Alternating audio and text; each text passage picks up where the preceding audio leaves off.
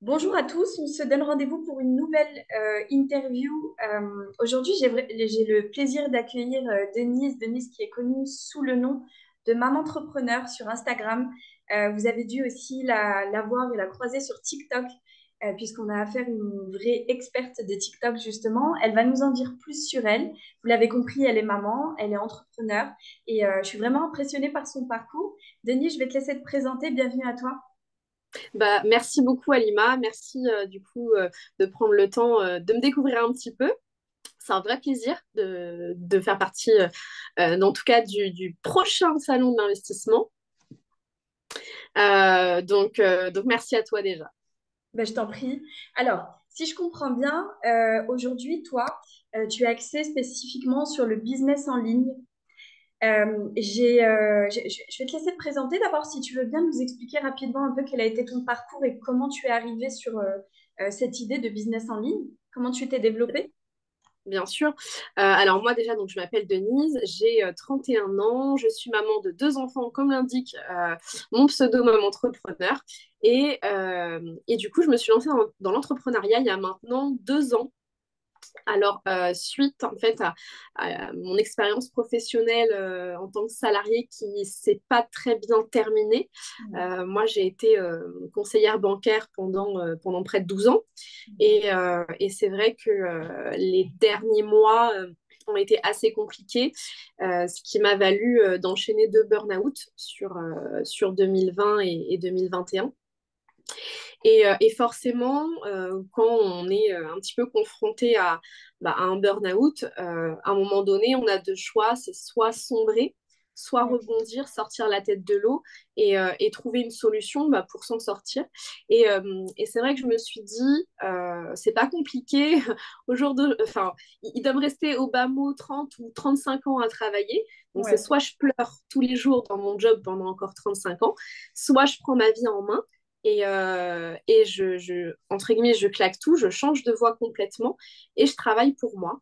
Et c'est vrai que du coup, j'ai découvert l'entrepreneuriat avec mon premier business en ligne qui est le e-commerce via la vente sur Amazon, donc Ouais. avec le business model d'Amazon FBA.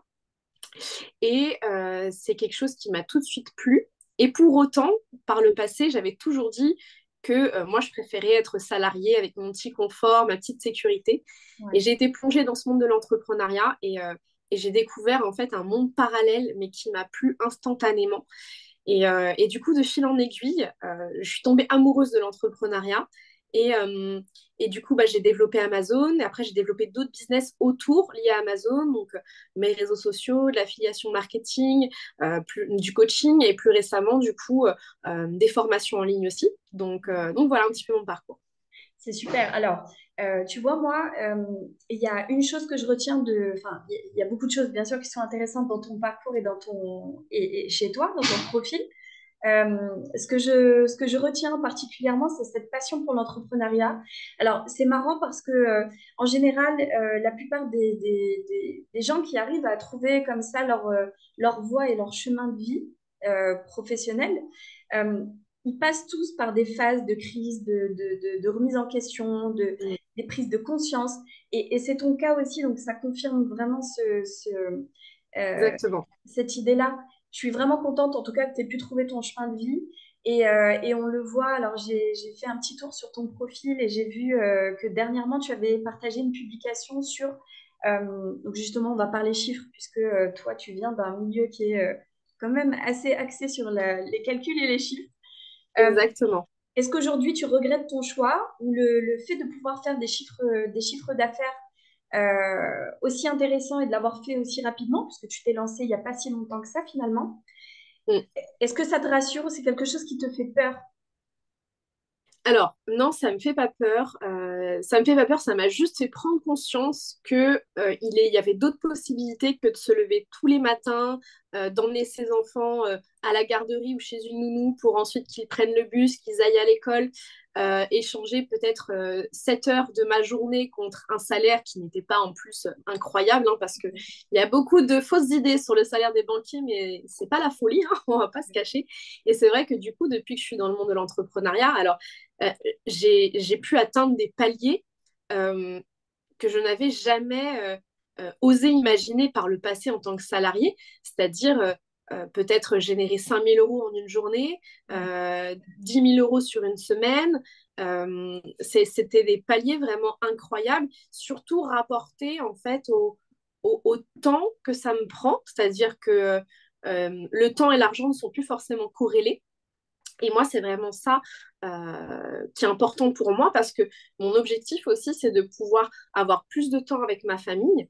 D'accord? C'est peut-être contrairement à d'autres qui vont travailler énormément pour avoir le maximum d'argent. Moi, c'est plutôt travailler un minimum de temps pour un maximum d'argent dans l'objectif de pouvoir profiter de mes proches et aussi avoir du temps pour moi, chose que je n'avais pas avant. Voilà, donc c'est ça qui est important pour moi et je ne regrette absolument pas mon choix à l'heure d'aujourd'hui et je sais que je ne reviendrai jamais en arrière, même si aujourd'hui tout s'écroule, je sais pertinemment que je ne retournerai pas vers le salariat. Écoute, tu as bien raison, hein, même si je pense que tu as besoin de personnes pour te confirmer cette idée. C'est vrai que quand on passe d'un statut salariat où on va dépendre d'un salaire qui finalement reste le même pendant une très longue période, même si on arrive à négocier des augmentations, des choses comme ça n'a rien à voir Mm. et ce n'est pas comparable avec la valeur qu'on peut s'attribuer quand on est entrepreneur et qu'on est responsable du coup du chiffre d'affaires qu'on va Exactement. générer. En tout cas, Mm. bravo, c'est impressionnant. Par rapport à ça, j'ai une autre question. Tu vois, aujourd'hui, il y a cet effet de mode, c'est vrai qu'on retrouve un peu sur les réseaux, de penser que bon, bah, tout le monde peut entreprendre, que l'entrepreneuriat, c'est le bonheur. Moi, je pense pas spécialement qu'on est tous faits pour l'entrepreneuriat. Je pense qu'il faut vraiment choisir son chemin de vie en fonction de ce qui est le plus adapté, ce qui nous convient le mieux. Euh, Mm. et la question qui me vient en tête maintenant, et je pense que c'est aussi une question qu'on me posera lors du salon de l'investissement, il y a de plus en plus de jeunes qui veulent se lancer dans l'entrepreneuriat, mais qui pensent forcément que ça doit aller vite. Étant donné que toi, tu as réussi ton parcours de manière assez rapide, qu'est-ce que tu dirais à ces jeunes entrepreneurs qui veulent se lancer, mais qui attendent des résultats assez rapidement? Alors, moi, je pense qu'il y a plusieurs choses pardon, qu'il faut savoir par rapport à l'entrepreneuriat. C'est que gagner beaucoup d'argent facilement et rapidement, je ne suis pas sûre je pense pas que ça existe. Alors, moi, qu'on m'apporte la preuve, mais si on peut peut-être réussir rapidement, par contre, il faudra effectivement fournir beaucoup de travail. Parce que du coup, on n'a rien sans rien. Il Ouais. faudra peut-être passer par des phases d'échec, par des phases plus compliquées. Mm. Euh, Après, gagner facilement de l'argent, ça par contre, ça n'existe pas. Il y aura forcément plein de choses à mettre en place, surtout quand on est à son compte. Et il faut surtout une certaine discipline, et c'est ça, je pense, qui manque à beaucoup de personnes, une discipline de la résilience. Ouais. Ça, ce sont vraiment deux qualités qui sont importantes pour un entrepreneur.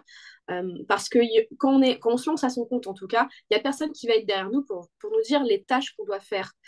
Donc, c'est à nous de nous prendre par la main, de trouver une certaine routine, une discipline pour réaliser les tâches, éviter de procrastiner, même si ce n'est pas toujours facile et je pense qu'on procrastine tous un petit peu, mais voilà, se mettre un petit coup de pied aux fesses et foncer droit vers un objectif défini.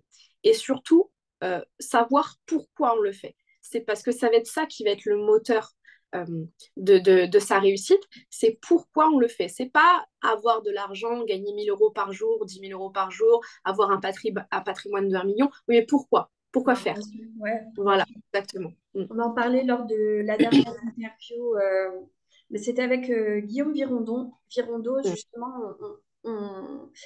On a fait le constat, en fait, que la plupart des entrepreneurs à succès, en tout cas ceux pour qui ça a quand même bien fonctionné, c'est des entrepreneurs qui départent, ou des investisseurs aussi, hein, qui partent avec cette idée de comprendre leur pourquoi, savoir pourquoi est-ce qu'ils se lancent dans ce projet. Et c'est ce Mm. qui te permet finalement de rester accroché dans les moments où tu vas être démotivé, de te dire, bon, Exactement. voilà, je me suis lancée pour cette raison. Et même si c'est compliqué, bah, je vais continuer. Et c'est ce qui maintient le taux de Mm. motivation plutôt élevé. Ouais. Euh, tu es spécialisé. Alors, on va dire qu'il y a deux axes qui ressortent quand même globalement. C'est Amazon FBA et puis tu as TikTok. Est-ce que tu arrives à faire un lien entre les deux ou pour toi, est-ce que ce sont deux mondes totalement différents?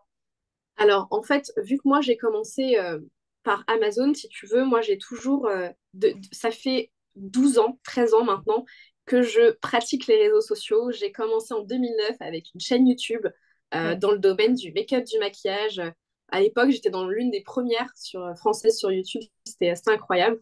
Après, j'ai continué avec d'autres comptes Instagram dans le domaine du sport, du fitness. En fait, j'ai toujours bâti des communautés sur des Ouais. projets que j'avais, un petit peu comme un journal intime, pour pouvoir trouver et partager avec des gens qui ont les mêmes objectifs que moi, qui ont les mêmes envies au même moment. Et donc, c'est vrai que forcément, pour moi, c'était tout naturel de créer déjà un compte Instagram pour un peu documenter mon ascension, on va dire ça comme ça, vers mon objectif avec le e-commerce Amazon. Et j'ai créé ce compte Instagram et c'est vrai que j'étais quasiment l'une des premières, en tout cas françaises, à parler d'Amazon FBA, mais en montrant tous les backstage. C'est-à-dire le bon, le moins bon, vraiment les bonnes Ouais. journées, les moins bonnes journées, à documenter tout ce que je faisais. Et c'est vrai que de fil en aiguille, du coup, j'ai réussi à bâtir une communauté.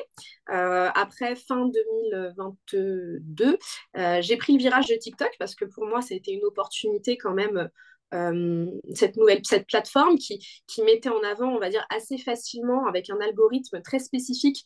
C'était une visibilité vraiment très intéressante à avoir. Je me Ouais. suis lancée sur TikTok et effectivement, j'ai commencé à parler d'Amazon, on va dire, je suis un peu connue sur Madame Amazon là-bas.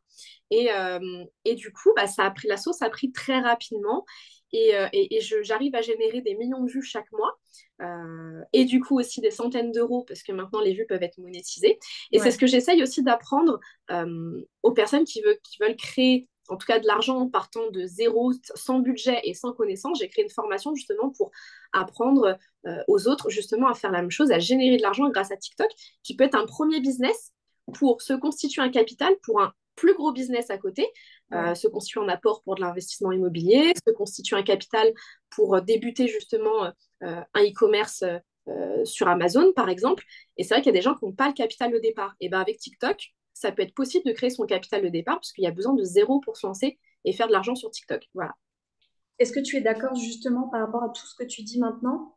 Euh, est-ce que selon toi, constituer une communauté avant de lancer son business, ça peut être un levier puissant puisque tu vas te reposer dessus ensuite pour pouvoir faire ta publicité, promouvoir les produits que tu vends? Euh, Est-ce que selon toi, il faut passer par cette étape en amont ou les deux sont possibles et puis est-ce que toi, tu as, par exemple, dans les formations que tu vas proposer à tes adhérents, est-ce qu'il y a plusieurs manières d'y arriver ou il faut forcément passer par l'aspect communauté? Alors, euh, moi, si tu veux, dans la formation que je propose, c'est vraiment pouvoir générer de l'argent grâce à ces vues. Mais c'est vrai que je m'adresse aussi, c'est possible parce qu'on me pose la question, est-ce que ta formation va répondre à un besoin si moi j'ai une boutique et que je veux promouvoir mes produits? Oui, tout à fait. Aujourd'hui, les réseaux sociaux, c'est une opportunité incroyable Ouais. de créer de la visibilité pour sa marque, pour ses produits et ça peut être de la visibilité gratuite parce que si on maîtrise bien les codes des réseaux sociaux, et ça c'est hyper important, on peut facilement générer des millions de vues sur une vidéo qu'on aura créée, donc qui va apporter une visibilité incroyable ben voilà, à sa marque, à ses produits, sans pour autant dépenser des centaines, des milliers d'euros en publicité. Parce que ça, si on maîtrise bien les codes, on peut le faire entre guillemets gratuitement. Gratuitement. Après, il y a toujours des boosts, on peut sponsoriser. Mais c'est vrai que si on maîtrise bien ça, on peut le faire gratuitement et c'est incroyable en termes de puissance marketing. Complètement. Alors justement, il y a une autre question qui me vient en tête là, c'est cette histoire de personal branding, puisque après l'effet de communauté sur lequel tu peux t'appuyer quand tu as un business, il y a aussi cette histoire de personal branding et de vendre à travers sa personnalité. C'est quelque chose qui se fait de plus en plus avec le marketing d'influence, etc. Est-ce qu'aujourd'hui, tu te considères plus comme une entrepreneuse, une maman et une influenceuse, ou est-ce que tu dirais plutôt que tu es plutôt à la tête d'une communauté et que l'objectif pour toi, c'est d'aider les autres à se développer dans ce sens? Alors, moi, je n'aime pas trop le mot influenceuse. Je fais le distinguo entre influenceur et créateur de contenu. Pour Ouais. moi, les influenceurs, c'est ceux qui vont arriver et dire bonjour, aujourd'hui, j'ai un code promo pour tel produit, qui sont un catalogue et en fait, c'est vide de sens en fait. Et on n'a pas envie de les suivre, ces gens-là, parce que c'est vraiment des catalogues de produits. Moi, je suis créatrice de contenu. Je ne suis pas là pour faire de la promotion pour des produits tous les jours. Moi, je suis là pour documenter mon quotidien, créer des vidéos qui vont apporter de la valeur justement aux personnes qui me suivent. L'idée, c'est vraiment d'apprendre quelque chose ou d'inspirer vraiment. Et bien sûr, il y a toute une partie forcément où je gagne de l'argent aussi lié à ça parce que c'est du temps que je mets, c'est du temps gratuit que je donne à une personne, mais il faut que je me rémunère sur ce temps que je prends. Et Dieu sait que ça me prend énormément de temps parce que j'aime faire ça. J'aime transmettre, j'aime partager, j'aime échanger avec les autres. Et je pense que faut quand même aimer faire ça quand on se met sur les réseaux sociaux. Et c'est vrai que c'est important d'avoir un personal branding, en tout cas si on a quelque chose à vendre et qu'on veut se mettre en avant. Aujourd'hui, les gens ont besoin d'authenticité, ils ont besoin de s'identifier à quelqu'un pour se lancer, comme moi j'ai pu m'identifier à d'autres personnes justement au moment où je me suis lancée. J'avais besoin de connaître des chiffres, connaître la réalité et pas que juste du chiffre d'affaires et du bénéfice. J'avais besoin aussi de Exactement. connaître les choses plus difficiles, les charges. Et c'est vrai que moi, c'est quelque chose qui est hyper important pour moi et je sais que ma communauté aime beaucoup ça. C'est que moi, je montre tous mes chiffres, vraiment le bon, le moins bon et vraiment en toute transparence. Voilà, donc ça, c'est hyper important et de bien voilà, créer un univers autour de soi, c'est Ouais. hyper important et d'être reconnaissable. Voilà.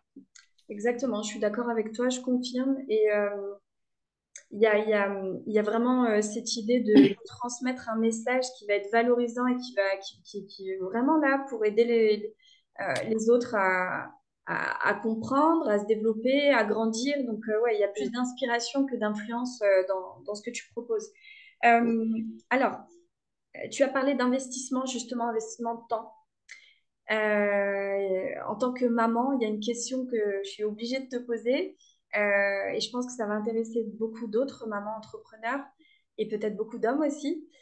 Quand on est maman et qu'on se lance à son compte et qu'on fait, alors spécifiquement pour le business en ligne, et je vais t'expliquer pourquoi cette question s'adresse plus particulièrement à toi, c'est que je sais par expérience que quand on travaille à la maison, sur son téléphone, sur son PC, c'est du temps où on va être disponible pour sa famille.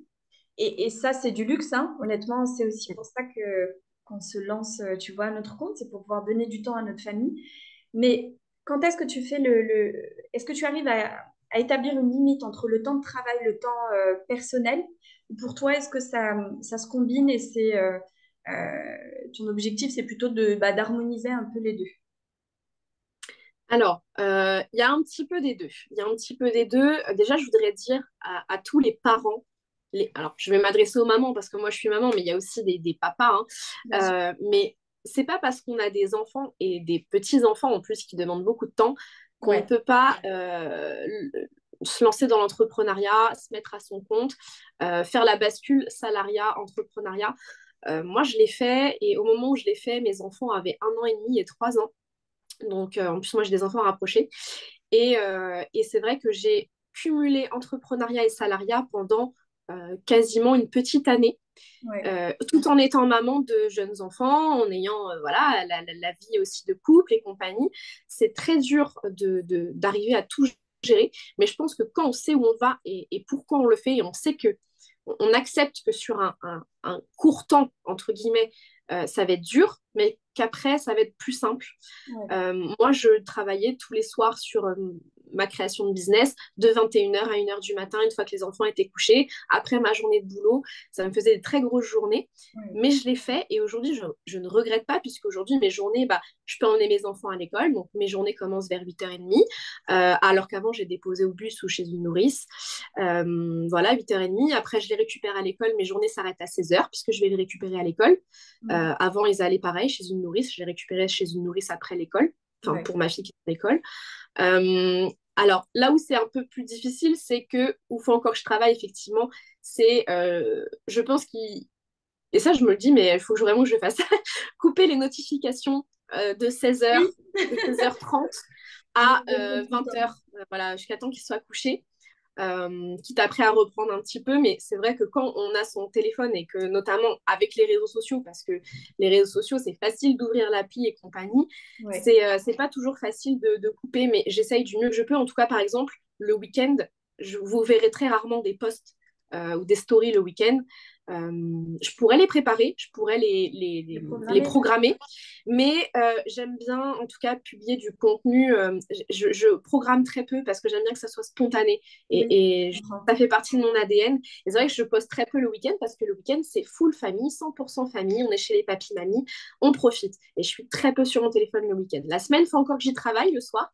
Mais sinon, voilà, on peut cumuler et c'est vraiment que du bonheur de pouvoir avoir plus de temps à accorder à ma famille aujourd'hui. Bravo en tout cas, bravo à toi. J'ai vraiment hâte de te voir en vrai et pouvoir échanger avec toi lors du salon d'investissement IMO. Avec plaisir. J'invite vraiment toute l'audience à venir pour te rencontrer et te poser un maximum de questions, puisque de toute façon, tu feras une intervention spécifique autour de tous les sujets qu'on a évoqués lors de cette interview. Euh, on va se quitter avec un dernier conseil, si tu veux bien. Si tu devais donner un conseil, pas spécifiquement aux femmes ni aux mamans, mais aux entrepreneurs de manière générale qui veulent se lancer sur le business en ligne, le conseil ultime que tu donnerais? Alors pour moi, ça serait déjà de travailler son mindset et son pourquoi avant de lancer quoi que ce soit. Parce que c'est ça le moteur et là, pour moi la clé de la réussite et qui a fait que je pense, en tout cas, réussi à quitter mon job. Donc pour moi, c'est ma première réussite en tout cas. Euh, il faut vraiment se forger un caractère et un mindset à toute épreuve et se dire qu'on est capable de tout et de réussir. Il y en a qui l'ont fait avant nous, nous, on va le faire aussi. Et je pense que si on n'a pas fait déjà un travail sur soi, on peut lancer ce qu'on veut, ça ne prendra pas parce qu'on n'aura pas assez de niaque pour fournir le travail nécessaire, parce qu'on va s'arrêter à la première déception ou à la première difficulté. Donc vraiment, mon premier conseil, c'est vraiment de réfléchir quel est votre moteur principal, quel est un pourquoi assez fort. Moi, personnellement, bah, le burn-out, et j'ai bien vu que ça retentissait sur ma famille d'une manière négative. Et pour tout ça, je me suis dit, voilà, j'ai le droit d'être heureuse et de rendre les miens heureux aussi. Si je le suis, ils le seront. Donc, voilà, il faut que je change. Et vraiment, pour moi, c'est voilà, le mindset et il faut vraiment travailler ça avant de lancer quoi que ce soit. C'est un très beau message en tout cas que tu viens de partager avec tout le monde et je valide totalement. Je pense qu'il y en a beaucoup qui seront d'accord avec toi. Et en tout cas, merci d'avoir participé à cette Merci à interview. toi. Et puis, je te dis à très bientôt. À bientôt. Merci.